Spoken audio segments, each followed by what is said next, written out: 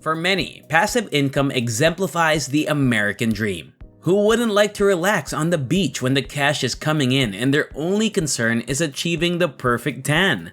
Now, whenever I discuss passive income, I have to pop everyone's bubble and inform them that no income is truly passive. However, as long as you choose the correct ones with long-term potential like these stocks we'll be talking about today, dividend stocks are one of the easiest and most passive methods to consistently make money with no labor. You will need to be committed. Either you can work hard for the next 5 to 10 years and then enjoy the rest of your life, or you can take it easy for the next 5 to 10 years and then put in 50 more years of hard work. But you're in luck today because in this video, I'll walk you through the best dividend stocks in 2022 for passive income. But before we proceed to that, it would mean the world to us if you hit subscribe and hit the notification bell. It's totally free, and you may also unsubscribe at any point. But as long as you subscribe, you'll always be the first to hear about new money-making strategies as they become released. Hence, it is mutually beneficial. So, how about we get started? A dividend is basically a thank you gift that some businesses provide to their shareholders, the people who own their stock, for their continuous support. These are frequently paid once every quarter or 4 times a year. The data indicates we may be entering tough times, and dividend stocks are the ideal method to get paid, while a market may not be enjoying spectacular growth, contrary to the popular belief which holds that investing is all about finding the next great thing. It's similar to the past when everyone was classified into a social class, how dividend stocks are frequently ranked. You hold the key to the financial world at the very top. These are companies that, for 50 years running, have not only paid a dividend but have also increased it. Then, there are the aristocratic stocks, which have increased their dividends over the past 25 years below that. The rest is what I tend to refer to as the middle class.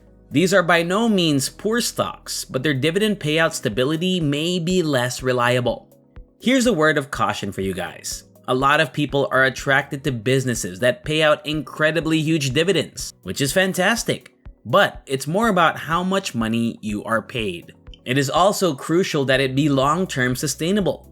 Would you prefer $5 every year for the rest of your life, or $10 this year, and then cutting you off little by little as time goes by? First on our list is Starbucks. Normally, I would advise against spending money in Starbucks, but today, it may be able to generate some passive income for you. Even though this isn't the biggest dividend player in the world, I believe the 2.37% dividend is extraordinarily high given the stock's quality. They are so well liked already that they don't even need to offer incentives for consumers to hold their shares. They currently operate more than 32,000 stores in 82 countries, and by 2030, they plan to have more than 55,000.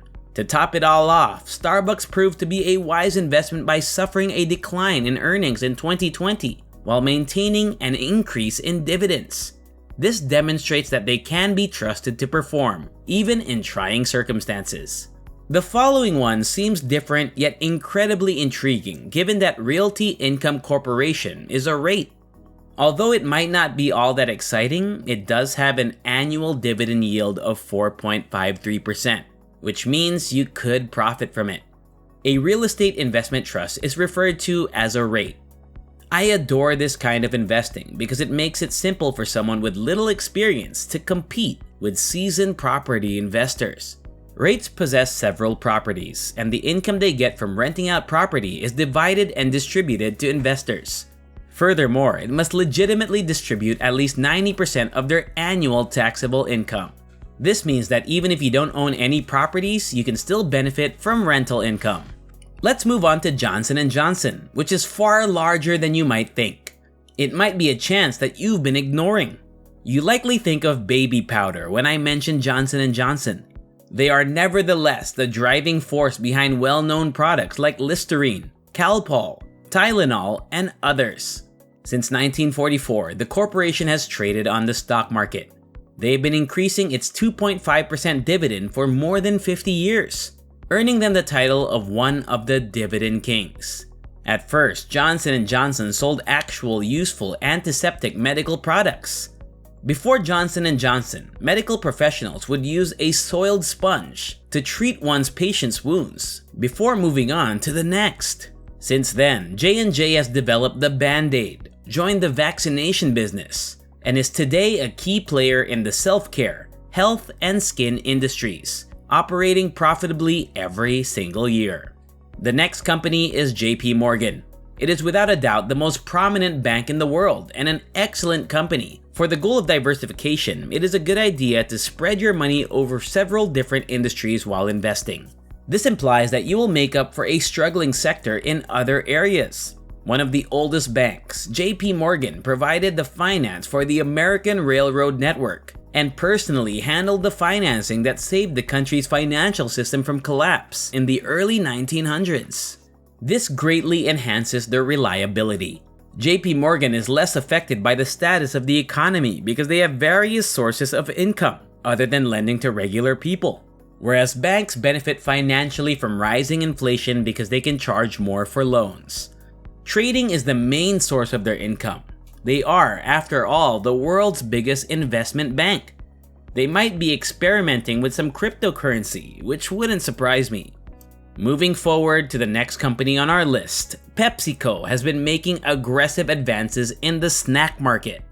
They own Doritos and Whockers, which are best known as Lay's, and the revenues of the corporation are made up of more than 65% of these sales of snacks. With Gatorade, PepsiCo has also grabbed 70% of the sports drink market, completely outpacing Coca-Cola's Powerade.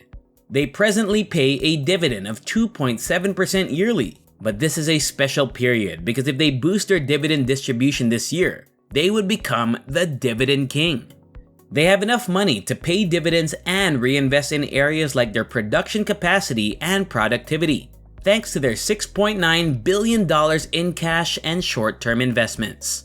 Let's now discuss Unilever because this business is very fascinating. They're giving investors a 4.56% dividend, which in my opinion is really good. Behind Ben & Jerry's ice cream, Solero Cornetto, and Magnum is the corporate giant Unilever, and that's just for the ice cream. If you're in the mood for a lovely cup of English tea, they also own PG Tips, Pot Noodle, and Vaseline. When it comes to Unilever, the brands I just described are merely the tip of the iceberg. I'm convinced that it's practically difficult to leave the supermarket after a weekly purchase without purchasing one of their goods. Unilever has probably been around for a while as it was established in 1929. They even include the first television advertisement in 1955, as well as the 1969 introduction of color TV. Unilever has several well-known brands under their banner, ranging from ice cream and prepared meals to deodorant and hair gel. This could sustain Unilever during periods of high inflation. As we are nearing the end of this video, we would love to see in the comment section which of these stocks we've discussed have intrigued you the most. Or if you have any particular topic in mind that you want us to talk about in the future, please feel free to comment down below. Done?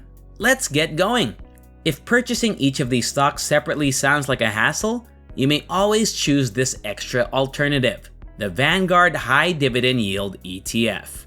This isn't exactly a stock, rather it's a fund that joins 404 stocks with a dividend yield above the industry average and allows you to buy with a single click. In reality, this includes JP Morgan, in addition to Johnson & Johnson, as we already discussed, and numerous other companies. By spreading your risk across a variety of businesses, this ETF essentially makes investing in dividend stocks even simpler. The payout, which is now 3.2% yearly, may not be the highest. This ETF's operation does, however, imply that it will always be well above the market average. The fact that Vanguard funds have been around for more than 45 years and have consistently had extremely low expense ratios contributes to their great popularity. This is crucial because if they're costing you an extortionate amount for it, it doesn't matter how good the payout is. A common objective of dividend investors is to use the spare money you get each quarter to pay for living expenses. This implies that whatever additional money they earn is all for profit. Just be careful if you decide to go the dividend path, because it may increase your temptation to spend the money rather than reinvest it. which isn't really beneficial for your long-term sustainability. Thanks for watching. I hope we've enlightened you through this video. So, if you want success in your life and business, make sure to hit that subscribe button if you haven't yet, because we will be uploading more videos like this. Until then, bye!